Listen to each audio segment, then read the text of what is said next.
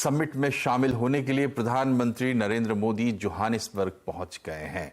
Airport पर PM Modi का जोरदार स्वागत हुआ। पीएम मोदी के स्वागत में एयरपोर्ट पर काफी संख्या में भारतीय समुदाय के लोग भी मौजूद थे। प्रधानमंत्री ने लोगों का अभिवादन स्वीकार किया और हाथ मिलाया। ब्रिक्स समिट में पीएम मोदी की सदस्य देशों के प्रमुखों के साथ द्विपक्षीय बातचीत भी हो सकती है। ब्रिक्स समिट के लिए रवाना होने से पहले प्रधानमंत्री कार्यालय की तरफ से एक बयान जारी किया गया, जिसमें पीएम मोदी ने कहा कि वो जोहानिसबर्ग में मौजूद कुछ नेताओं के साथ द्विपक्षीय बैठकें करने के लिए उत्सुक हैं। समिट में इकोनॉमिक कोऑपरेशन और फूड सिक्योरिटी के अलावा आतंकवाद के खिलाफ लड़ने पर भी चर्चा होने की उम्मीद है। इसके अलावा ब्रिक्स के विस्तार पर भी चर्चा होगी, जिसमें कुछ देशों को शामिल करने पर विचार किया जा रहा है। रूस यूक्रेन युद्ध को कैसे खत्म किया जाए, इस पर भी चर्चा होने की उम्मीद है।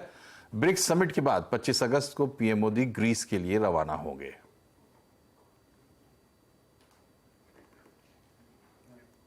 और अब बात मिशन चंद्रयान की।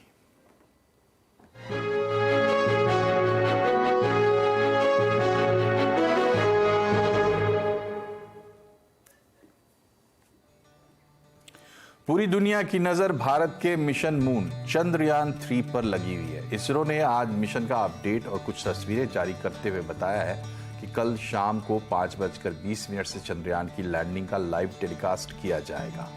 आप सीएनबीसी आवाज पर भी सीधी तस्वीरें देख पाएंगे, साथ ही चर्चा भी सुन पाएंगे वैज्ञानिकों के साथ। इसरो ने ट्वीट किया है कि मिशन शेड्यूल के हिसाब से चल रहा है और सभी सिस्टम्स ठीक से काम कर रहे हैं। आज इसरो ने जो तस्वीरें जारी की हैं वो चांद से 70 किलोमीटर ऊपर से लैंडर के कैमरे से ली गई हैं। लैंडर ऐसी ही तस्वीरों की मदद से लैंडिंग की सही जगह तय करता है।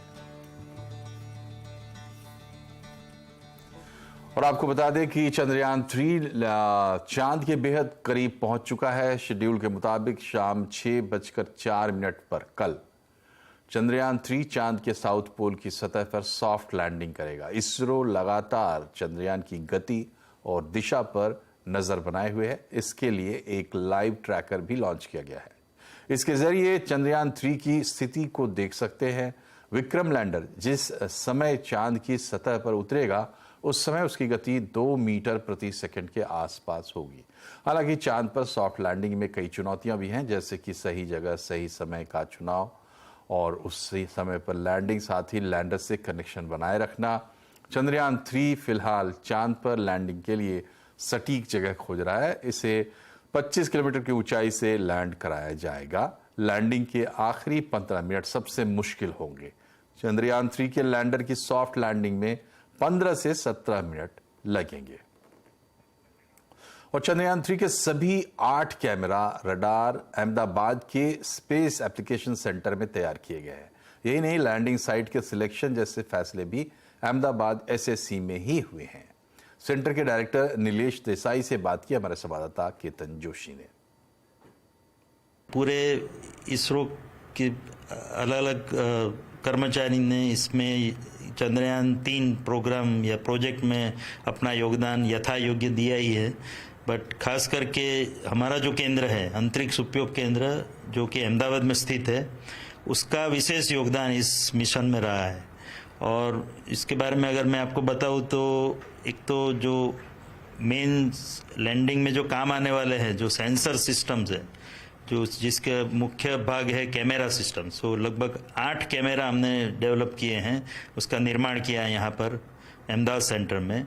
उसको अलग अलग तरीके से टेस्ट किया और ये 8 कैमरा, जिसमें से 4 कैमरा लैंडर के ऊपर लगे हुए हैं, 1 कैमरा रोवर के ऊपर लगा हुआ है। तो ये 5 कैमरा तो जो अलग अलग समय पे जो हम लैंडिंग करेंगे उस समय की इमेज देते रहेंगे, और रोवर जब कार्य करेगा रोवर कैमरा उसका इमेज देगा।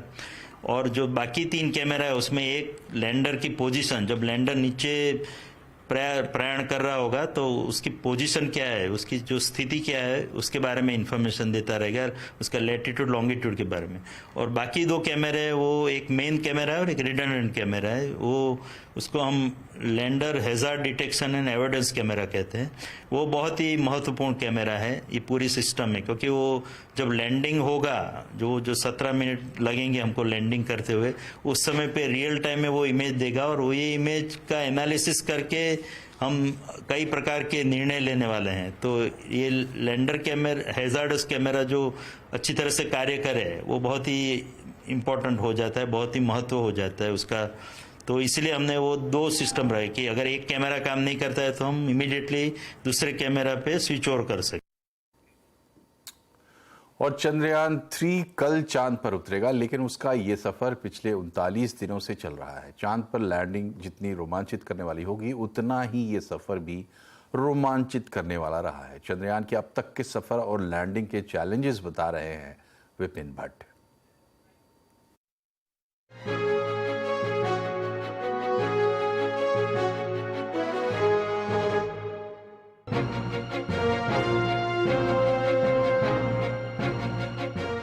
पूरी दुनिया की निगाहें इस वक्त चांद पर है, और हो भी क्यों ना, क्योंकि भारत का चंद्रयान 3 वहां पर लैंडिंग करने वाला और एक नया इतिहास बनाने वाला है। तो वक्त है कि हम उसकी इस रोमांचित कर देने वाली जर्नी को एक बार फिर से फटाफट आपके लिए रिकैप कर दें। तो याद कीजिए वो दिन जब श्रीहरिकोटा से ये मार्क 3 रॉकेट लेकर उड़ा था चंद्रयान को। 4 लाख किलोमीटर लगभग ये सफर तय करना था, 40 दिन का वक्त था। सक्सेसफुली लेकर गया, पृथ्वी की कक्षा में चंद्रयान को छोड़ दिया, और जहां पर इसने पृथ्वी की कक्षा के चक्कर लगाने शुरू किए, क्योंकि इसके सफर का तरीका कुछ ऐसे ही था। धीरे धीरे पृथ्वी की कक्षा के चक्कर लगाते हुए इसे पहुंचना था चंद्रमा तक। और ये विमान के हिस्से जहां पर प्रोपल्शन मॉड्यूल ये नीचे वाला, और वो 4 पाए वाला विक्रम लैंडर आप देख रहे हैं, और उसी के अंदर है प्रज्ञान रोवर, जो कि चंद्रमा की सतह पर ही उतरता हुआ हमें दिखाई देगा। तो धीरे धीरे सफर बढ़ता गया और चांद की तरफ ये विमान पहुंचता गया।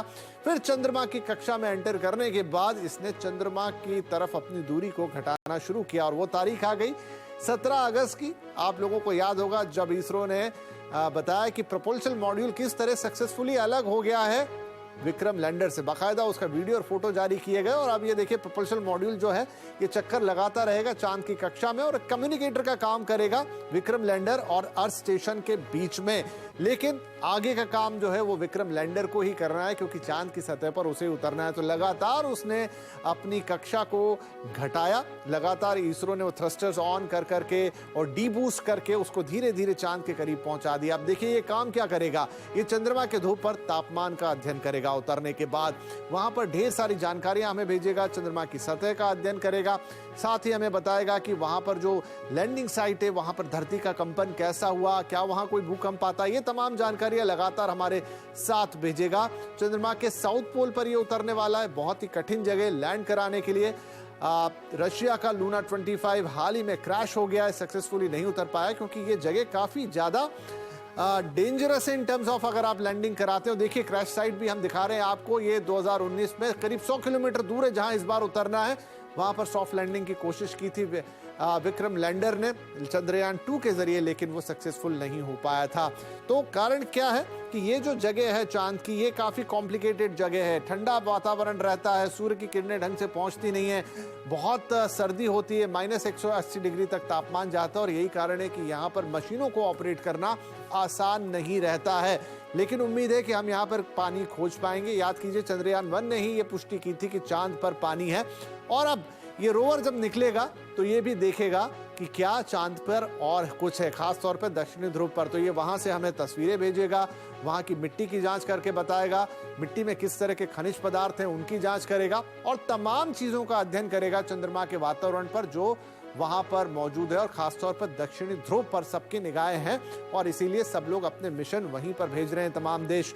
और उसके बाद लैंडर और रोवर ये दोनों चंद्रमा पर काम करेंगे एक दिन के लिए, लेकिन ये एक दिन चंद्रमा का होगा, मतलब पृथ्वी के 14 दिन, हमें 14 दिनों तक लगातार इनसे नए नए फोटोग्राफ्स और इंफॉर्मेशन पृथ्वी पर मिलती रहेगी। और इस बार कोई गलती ना हो, इसकी पूरी तैयारी की है, क्योंकि हम नहीं दोहराना चाहते 2019 की उस दिल तोड़ देने वाली घटना को। जब ये क्रैश हो गया था तो इस बार इसके सेंसर्स में बदलाव किया गया है, इसके थ्रस्टर्स को बेहतर बनाया गया है, और खास तौर पे जो सॉफ्टवेयर है जो ये डिसीजन लेगा कि लैंडिंग कब, कैसे, कहां और कितने प्रिसीजन के साथ करनी है, उसे काफी अपग्रेड किया गया है। तो ये था चंद्रयान 3 का अब तक का सफर, और हम सब रोमांचित हैं कि इस बार ये भारत को गर्व करने का मौका देगा, इसरो के लिए एक माइलस्टोन बनेगा, और हम चंद्र विजय करके रहेंगे।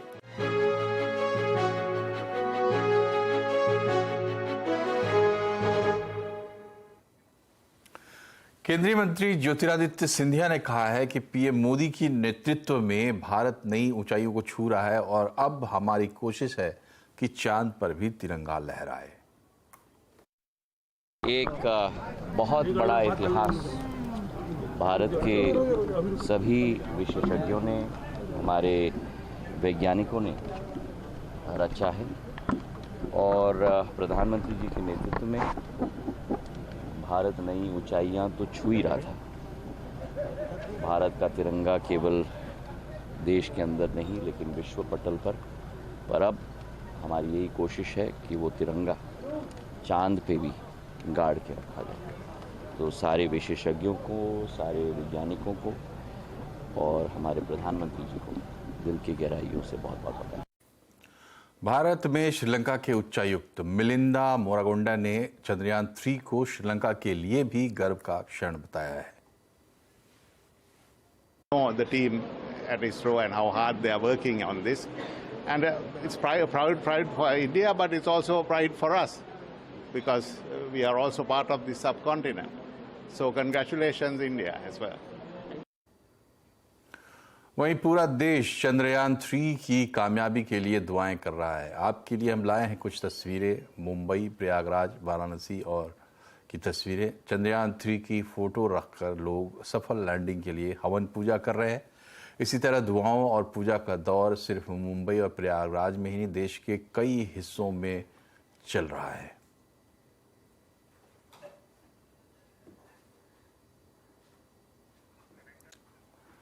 और लखनऊ में तो नमाज भी पढ़ी गई चंद्रयान 3 के लिए। लखनऊ ईदगाह में बच्चों ने चंद्रयान की कामयाबी के लिए दुआएं मांगी।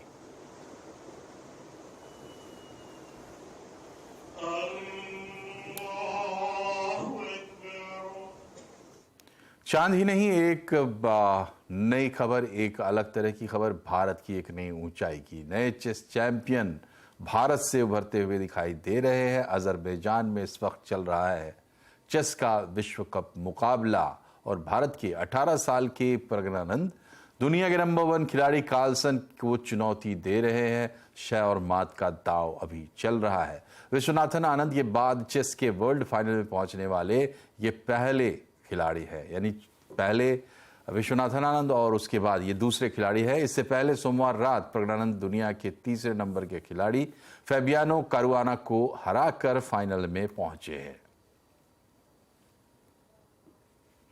प्रज्ञानंद को पूरी दुनिया बधाई और शुभकामनाएं दे रही है। उन्हें गैरी कॉस्परोव, विश्वनाथन आनंद ने भी बधाई दी है। इसके अलावा खेल मंत्री अनुराग ठाकुर ने भी उन्हें बधाई दी है।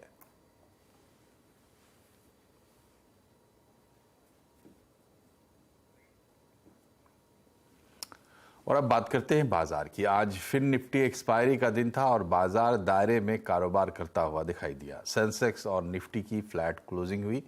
सेंसेक्स 4 अंक चढ़कर 65,220 पर बंद हुआ। निफ्टी 3 अंक चढ़कर 19,396 पर बंद हुआ। आज सबसे ज्यादा खरीदारी मिड कैप, स्मॉल कैप शेयरों में रही। मेटल, पीएससी, एफएमसीजी इंडेक्स बढ़त पर बंद हुए। वहीं पीएसयू बैंक, आईटी, फार्मा शेयरों पर दबाव देखने को मिला।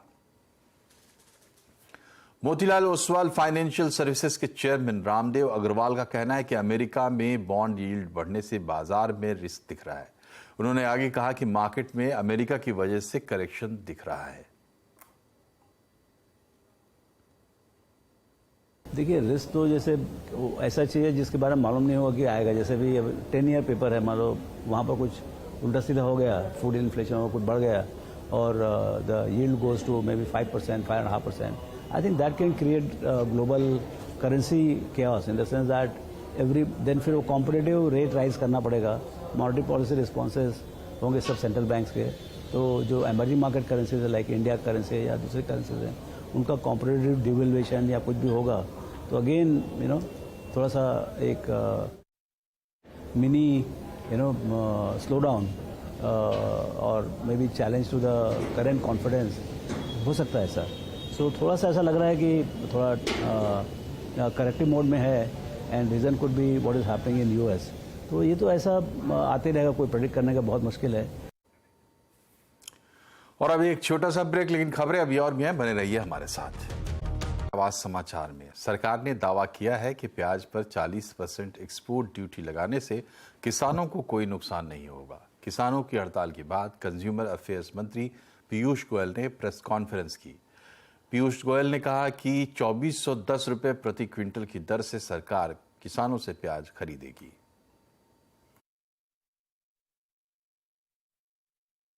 निर्यात है उसके ऊपर 40% एक्सपोर्ट ड्यूटी निर्यात शुल्क लगाया गया, लेकिन साथ ही साथ किसानों को कोई तकलीफ ना हो उसके लिए नैफेड और एनसीसीएफ दोनों 3 लाख के बदले अब 5 लाख टन यानी 2 लाख अंतरिक्ष और खरीदेंगे। इस वर्ष 2 लाख टन 2410 रुपए प्रति क्विंटल 2410 रुपीज पर क्विंटल जो ऐतिहासिक रेट है। आज तक इतना ऊंचा रेट प्याज का दिया नहीं गया है, तो ये ऐतिहासिक रेट प्याज का निर्धारित किया गया है। महाराष्ट्र के सभी प्याज उत्पादक किसानों से मेरी तरफ से रिक्वेस्ट करता हूं कि आज से अभी जो आंदोलन आपका चल रहा था वो आंदोलन आप पीछे ले ले। हमने जो मांग रखी थी कि वो ड्यूटी का पुनर्विचार होगा, जब होना है तब होगा, लेकिन किसानों का नुकसान नहीं होना चाहिए। इसलिए केंद्र सरकार ने 2410 रुपए प्रति क्विंटल खरीदारी करने का निर्णय लिया है। इधर पंजाब हरियाणा में एक बार फिर से किसान सड़क पर उतर आए हैं। बाढ़ में हुए नुकसान के मुआवजे की मांग के लिए पंजाब और हरियाणा समेत उत्तर भारत के 16 किसान संगठनों के किसान चंडीगढ़ के लिए कूच कर गए हैं। किसान चंडीगढ़ के सेक्टर 17 में परेड ग्राउंड में मोर्चा निकालेंगे। हालांकि पुलिस ने किसानों को चंडीगढ़ में घुसने से रोकने की तैयारी पूरी कर ली है। मोहाली से लगे चंडीगढ़ बॉर्डर को सील कर दिया गया है। पंचकुला से चंडीगढ़ के रास्ते भी सील कर दिए गए हैं। करीब 27 रास्तों पर पुलिस ने बैरिकेडिंग लगा दी है, जहां तक रिजर्व पुलिस फोर्स भी तैनात कर दी गई है। चंडीगढ़ के बॉर्डर पर यूटी पुलिस के 4000 जवान भी तैनात हैं। और 2024 की जंग जीतने के लिए सभी राजनीतिक पार्टियां जोर लगा रही हैं। बीजेपी ने कमंडल के साथ मंडल की राजनीति तेज की है। कई विपक्षी पार्टियां भी ओबीसी समुदाय पर डोरे डाल रही हैं। क्या है ओबीसी की पॉलिटिक्स? आज आवाज अड्डा में इसी पर होगी बड़ी चर्चा।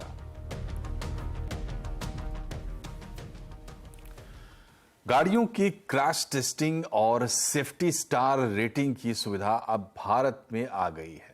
सड़क परिवहन मंत्रालय ने आज Bharat new car assessment programme BNCAP launch किया। इसी के साथ भारत कार सेफ्टी के लिए यह सिस्टम लाने वाला विश्व का 5वां देश बन गया है। कार सेफ्टी में क्रैश टेस्ट एक बड़ा रोल निभाता है और अब देश में बनने वाली कारों का भारत में ही क्रैश टेस्ट करके उन्हें स्टार रेटिंग दी जाएगी। 5 स्टार का मतलब सबसे सुरक्षित और 1 स्टार का मतलब सुरक्षा में फिसड्डी। अब तक इस तरह की रेटिंग ग्लोबल NCAP के जरिए होती आई है, लेकिन भारत NCAP की रेटिंग भारतीय परिस्थितियों और नियमों को ध्यान में रखकर बनाई गई है। फिलहाल कार कंपनियों के लिए BNCAP की रेटिंग ऑप्शनल है, लेकिन बाद में सरकार इसे अनिवार्य भी कर सकती है। ये स्टार्टिंग में अभी हमारा ये वॉलंटरी प्रोग्राम है, हम किसी को मैंडेट नहीं कर रहे, पर सबसे अच्छी चीज़ ये है कि इस कार्यक्रम के जो डेवलप कर रहे थे सारी ऑटोमोबाइल इंडस्ट्री के साथ लगातार बातचीत हो रही थी और इसको क्योंकि हमने ग्लोबल स्टैंडर्ड्स के साथ अलाइन किया हुआ है, तो इस कार्यक्रम का बहुत ज़बरदस्त स्वागत हुआ है। फिलहाल अधिकतम 8 सीटों वाले और 3.5 टन तक वजन वाले पैसेंजर व्हीकल्स की टेस्टिंग होगी। कारों की टेस्टिंग की 3 कसौटियां होंगी। वाहन वयस्क या बच्चों के लिए कितना सुरक्षित है, सेफ्टी टेक्नोलॉजी जैसे seat belt, airbag, smoke detection का स्टैंडर्ड क्या है और अगर दुर्घटना होती है तो गाड़ी से निकलना कितना आसान या मुश्किल होगा। ऑटो कंपनियों के लिए भारत में क्रैश टेस्ट करवाना काफी किफायती होगा।